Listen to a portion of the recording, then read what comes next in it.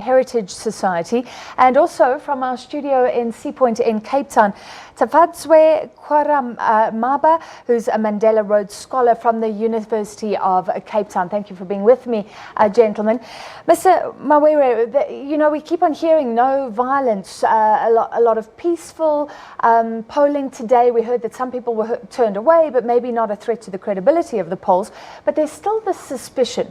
How do you assess the conduct of the Zimbabwean Electoral Commission in the run-up to the polls and today?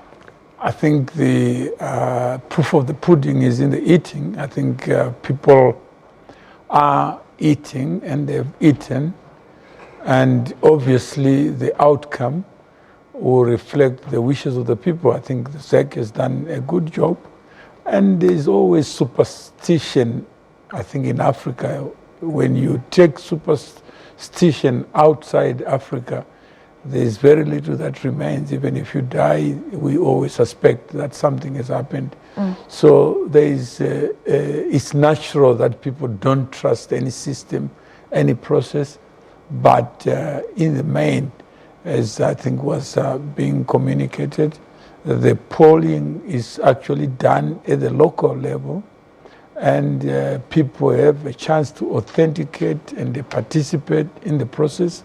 So this idea of somebody stealing the vote, I think, can only be defeated by the people who participate. Mr. Kwaramaba, do you agree that this is suspicion, given the history of polling in Zimbabwe? Should the Zimbabwean people trust ZEC, the Zimbabwean Electoral Commission?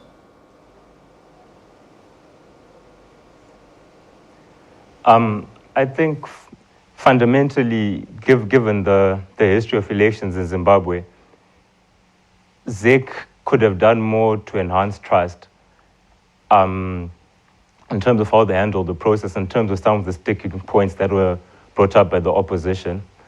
But against that background as well, this election has been violent-free and has been more transparent than the past. So perhaps we should give ZEC that. But fundamentally, more could have been done to enhance trust. And I think the period between now that polling stations have closed and when results will be released will tell a lot, and the shorter that period is, the less the suspicion there will be on the outcome, I think. Investigating two candidates, it said, for breaking the electoral code. So, Mr. Kwaramaba, this is to you. We know Nelson Chamisa was accused of campaigning. Emerson Mnangagwa then spoke afterwards, but they weren't announcing the names. Anything like that cause for concern? Please repeat the question. I'm saying the ZEC did not announce the name of the two candidates accused of violating the electoral code. But basically we know who they are. Why not be more transparent?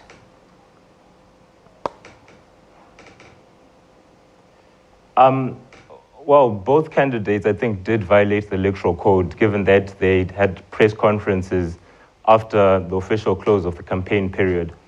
But I think ZEC should take action on both candidates according to the letter of the law. But as well, there are also other political intricacies that should be taken into account in terms of how would that have affected the people's will, given that these are the two front runners for the election. Like, if ZEC had taken action and withdrawn them or suspended them or whatever sanctions ZEC could have acted upon, how would that have affected and influenced the will of the people of Zimbabwe, given that these are the two front runners? So as much as the letter of the law should be followed and ZEC should sanction that, the current situation in the country means that ZEC should also be responsible in terms of how they apply these laws and these regulations. True, it's hard, Mr. Mawere, to willy-nilly suspend your two front-running candidates, basically. But also, in terms of the Constitution, there are processes. I think if there's a dispute, then the courts should pronounce an opinion, not ZEC. ZEC can be the complainant, but I don't believe that this matter has been tested before an independent tribunal for us to be able to pronounce either way. So I think that process will then unfold. Fair place. If this is a fair fight, I want to move on to the actual candidates. Yeah. Is there a clear winner here for you, or are we looking at what the polling says a very tough race?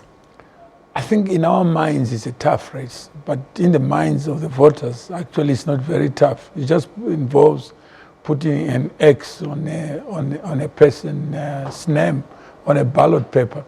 So it's not a complex process, and it's not something that we can really try to guess in our minds and try to construct a reality that is unfolding or that is unfolded. But I think in due course we will know where the votes are.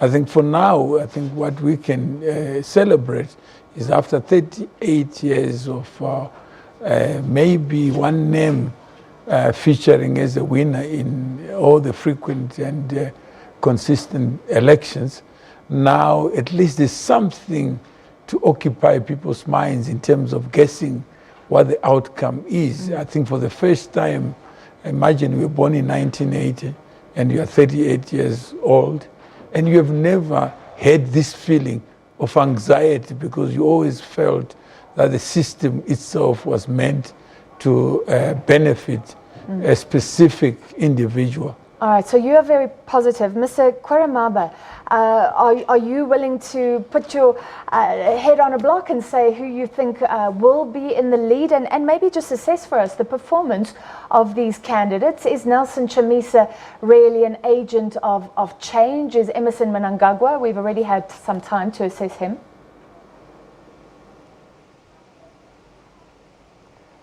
One of the difficulties about following an election from the diaspora is that you tend to depend quite a bit on social media, and social media, it creates an echo chamber. So it's really difficult to judge what the mood on the ground is. But I expect it to be a close race, given how a lot of the ZANU-PF support is in the rural areas, and the rural areas consist of about 67% of the voting population, while the MDC support is concentrated in urban areas. So I expect it to be a tough race. And about Emmerson Mnangagwa and Nelson Chamisa being agents of change, one of the most disappointing things about this election is that there has not been really a contestation of ideas, because both candidates, both manifestos from ZANU-PF and MDC are both neoliberal, and both manifestos as well have, I won't call them fibs, but I'll call them very big promises, which are almost impossible to achieve. 4.5 million jobs, bullet trains, stuff that our economy is not prepared and cannot provide. So really, both candidates have been on this campaign of we need to move away from the Mugabe era.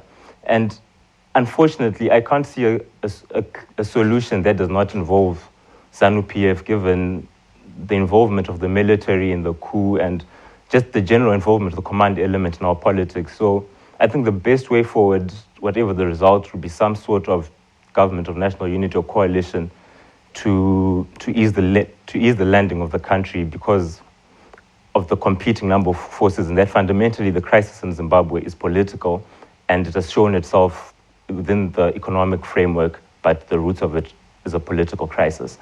All right, thank you very much. That was Tafadzwe Kwaramba from the University of Cape Town, a Mandela Rhodes Scholar. And thank you, Mr. Mawera, Mutua Mawera, a research analyst at the African Heritage Society, with us in studio. We have to leave that discussion there, but lots more throughout the show. Over to Bongani.